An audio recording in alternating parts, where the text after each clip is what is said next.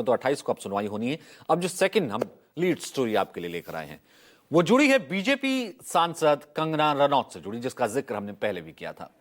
दरअसल नई नई सांसद बनी है, नई नई नेता बनी है, लेकिन पिछले कुछ दिनों से आए दिन कोई ना कोई ऐसा बयान आ ही जाता है जिस पर कहीं ना कहीं थोड़ी सी कंट्रोवर्सी हो जाती कंगना के बयान को लेकर।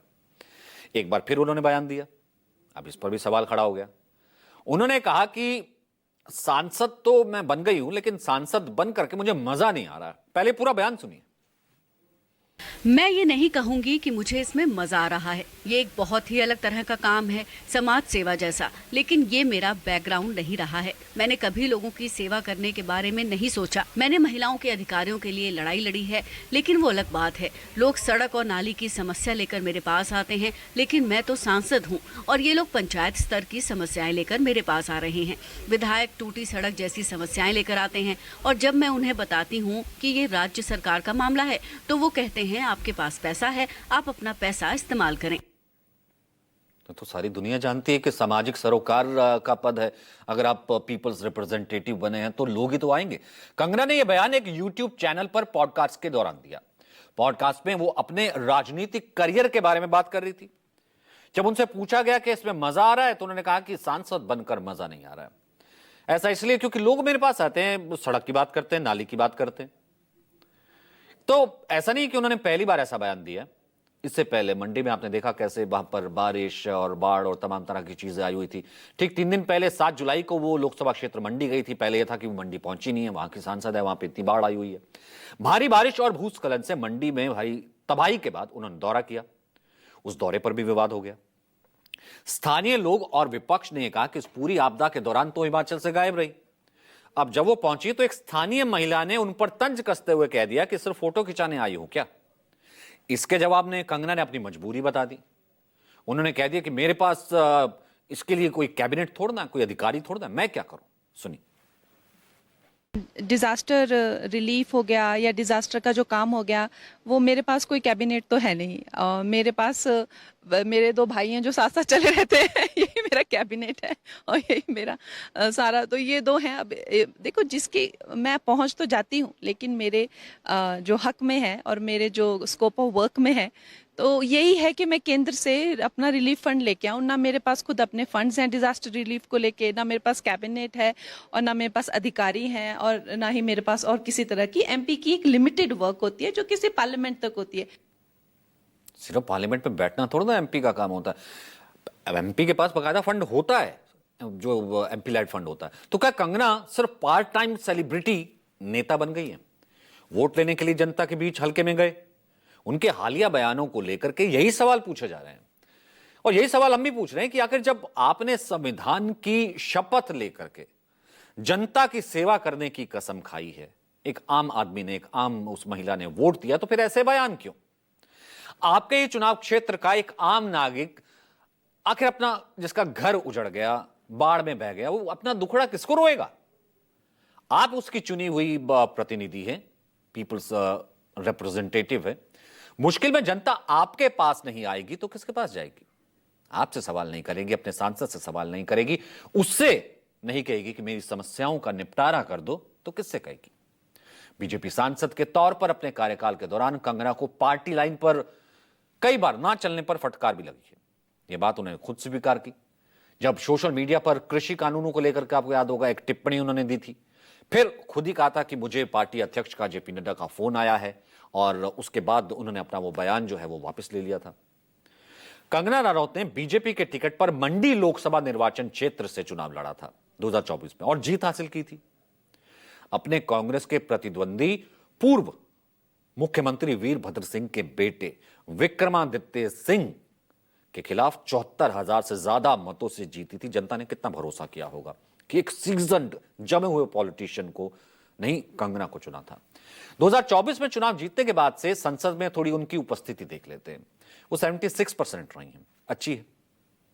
8 डिबेट्स में भी हिस्सा लिया है, 60 उन्होंने सवाल भी पूछे हैं, यानी कि जनता से जुड़े मुद्दे उन्होंने संसद में उठाए हैं। ये एक रिपोर्ट कार्ड है। और अगर सेशन वाइज बात करें तो 18वीं लोकसभा का जब पहला सेशन था, उनकी अटेंडेंस थी 100%, 100%। 2024 में बजट सेशन में भी लगभग 80% आई।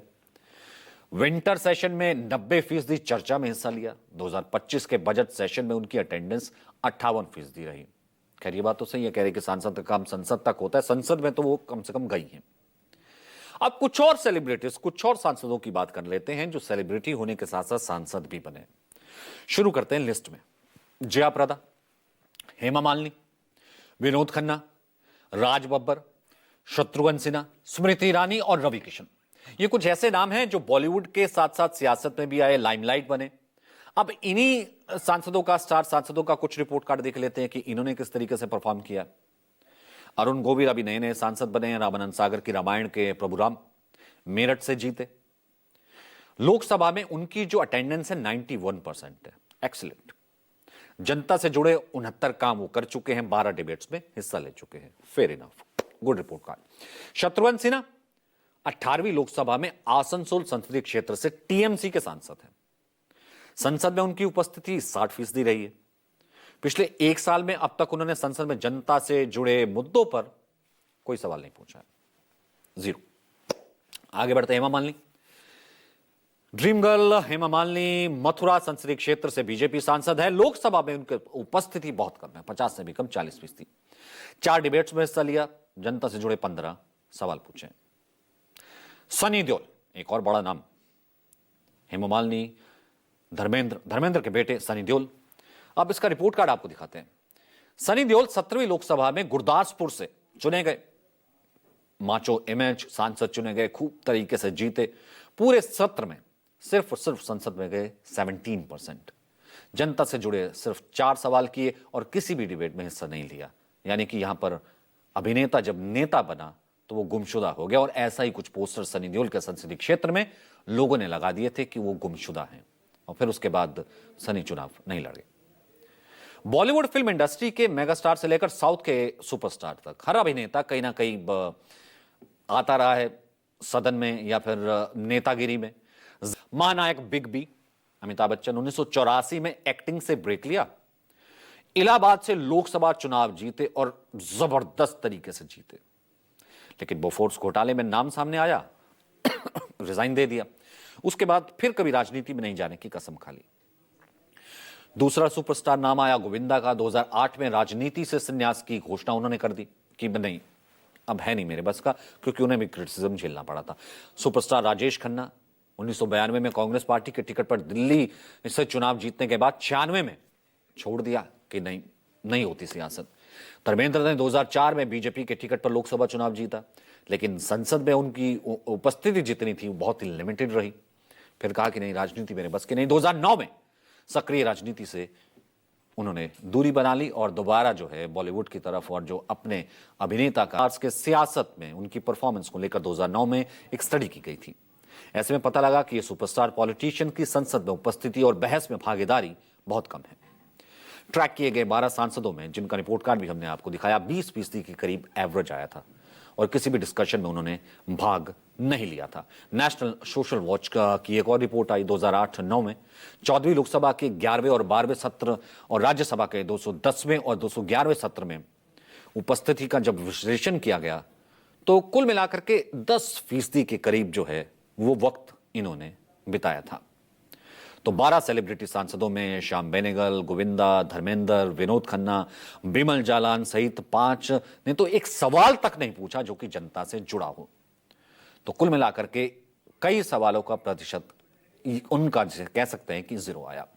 तो फिलहाल जो कहेंगे सच कहेंगे कि आज के एडिशन में तहीं आपको यहां छोड़े जाते हैं सुपर 30 के साथ।